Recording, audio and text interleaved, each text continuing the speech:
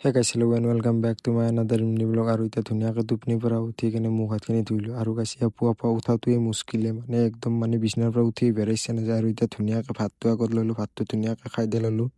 আৰু এতিয়া টেবলেটটোও খাই লওঁ, মানে দিনটো যিহেতুকে খাব নোৱাৰোঁ সেইকাৰণে বেমাৰী মানুহ না, টেবলেট নাখাকো চলিব নোৱাৰি।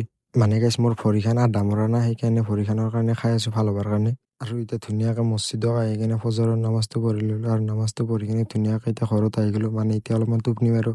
আৰু গাইছ এতিয়া পুৱা পুৱা ধুনীয়াকৈ গা চা ধুই কিনে ৰেডি হৈ আছোঁ কলেজ যাবৰ কাৰণে। মানে কলেজত যাব লাগিব না, তেতিয়া অলপমান কলেজত গ'লে টাইমটোও পাষ্ট হ'ব, মানে কেতিয়া টাইমটো যায় গমো এবাৰ নাই। সেইকাৰণে মই এতিয়া কলেজত যাওঁ, আহি কিনে লগ পাই আছোঁ। আৰু guys welcome back to after আচাৰৰ নামাজ। মানে এতিয়া আচাৰৰ নামাজ পঢ়িলোঁ, মানে কলেজৰ পৰা কেতিয়াবাতে আহিছোঁ, আহি কিনে অলপমান বাগাত দিছিলোঁ, লগতে অলপমান কোৰানো পঢ়িলোঁ। সেইকাৰণে আৰু এতিয়া যাওঁ অলপমান ওলাই কিনে, মানে অলপমান বই লাগছি না এতিয়া কি কৰি থাকোঁ, সেইকাৰণে এতিয়া অলপমান ওলাই যাওঁ।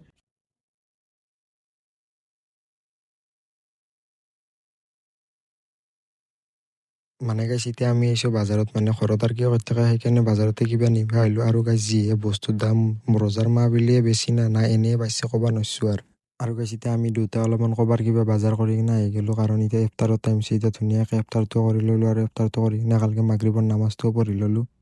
আৰু গাইছ এতিয়া ধুনীয়াকৈ কি বুলি কয়, পুৰি আৰু এলা কিবা কানি আঞ্জা আছে এলা ধুনীয়াকৈ, লগতে জিলাপিও লৈছোঁ। মানে জিলাপিটো মোৰ অন অফ ফেভাৰেট আৰু একদম। এতিয়া মই খাওঁ দিয়ক, দেটছ ফৰ টুডে গাইছ, চি ইউ চুন।